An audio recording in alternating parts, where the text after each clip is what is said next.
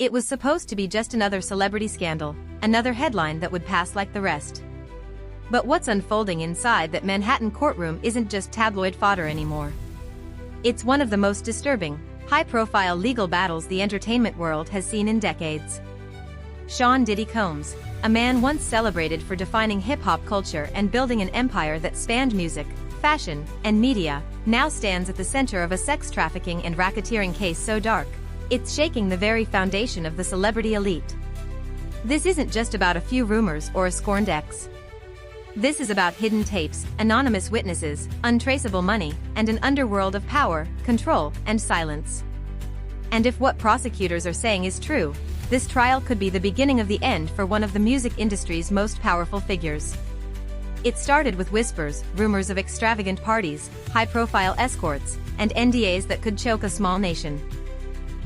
But it wasn't until Cassie Ventura, Diddy's longtime ex-girlfriend and former protégé, filed a lawsuit alleging abuse, manipulation, and forced sexual encounters, that the public really started paying attention. Her accusations weren't vague. She spoke of freak-offs, a term now cemented into the mainstream lexicon, where women were allegedly drugged, filmed without consent, and made to perform in acts that blurred the line between fantasy and criminal coercion. When she settled her civil case quickly, many thought the storm had passed. But it hadn't. Behind the scenes, federal agents had already been investigating. And what they found would make even the most seasoned courtroom reporters shudder. The trial that's currently underway is revealing layers of darkness no one was prepared for. On day one, jurors were shown footage taken directly from Diddy's phone, videos so graphic and disturbing that courtroom spectators visibly recoiled. These weren't just private tapes, they were evidence.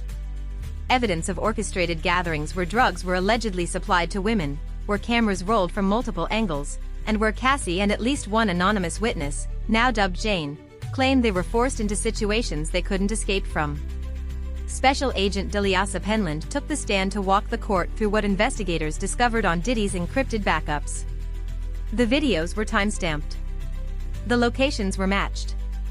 And in nearly every one, a disturbing pattern emerged: power, submission, and zero room for consent. But it wasn't just the footage that rattled the courtroom. It was the reaction. One black female juror was seen covering her mouth in shock. Another wiped away tears. The prosecution paused multiple times to allow the jury to compose themselves.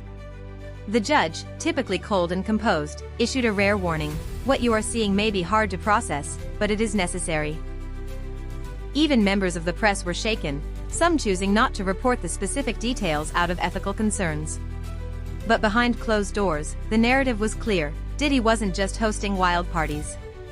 He was allegedly orchestrating something far more sinister, something resembling a system. A pipeline. A machine. Then came the bombshell: a second witness, Jane, would be taking the stand. An ex who had remained silent for over a decade, Jane claims she was pulled into Diddy's circle through the promise of a music deal. What followed, she alleges, was a pattern of grooming, control, and threats. Her upcoming testimony could provide the prosecution with the nail in the coffin. Jane has reportedly kept journals, audio recordings, and, most chilling of all, a letter she claims was written by another woman who died under mysterious circumstances in 2017, naming Diddy and describing identical patterns of abuse. If that letter is authenticated and admitted into evidence, it could establish a haunting timeline of recurring behavior going back years. And just when you thought the tension couldn't get any thicker, another twist: one of the jurors was abruptly dismissed. A black male juror known to be an avid 90s hip-hop fan was removed after questions arose about his true residential address. The defense immediately called foul, hinting at racial bias and raising concerns about jury manipulation. But the judge stood firm. The juror was replaced by a white male, shifting the racial composition of the jury and prompting a media firestorm. Was the dismissal truly procedural, or a tactic to sway the outcome? No one knows. But the energy in the courtroom shifted. And Diddy's team? They looked rattled. The ripple effects of this trial go beyond Diddy. Already, whispers are circulating that other big-name figures in the music and fashion industries may be called in for questioning. There are rumors of sealed subpoenas, of executives lawyering up, of encrypted group chats with names that would break the internet if exposed. Because this trial isn't just about one man, it's about an entire culture that enabled him.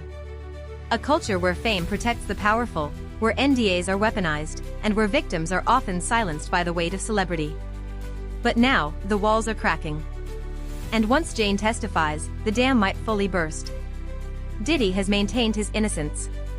His lawyers argue that everything that happened was between consenting adults. That no crimes were committed. That the videos were private.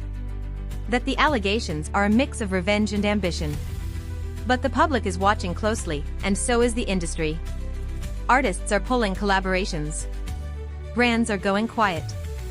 And behind the scenes, other alleged victims are reportedly preparing to come forward depending on how this trial unfolds. The courtroom is tense.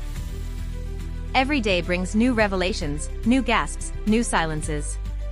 Journalists are camping outside, waiting for even a glimpse of Diddy's reaction as his past is laid bare before a jury and a nation.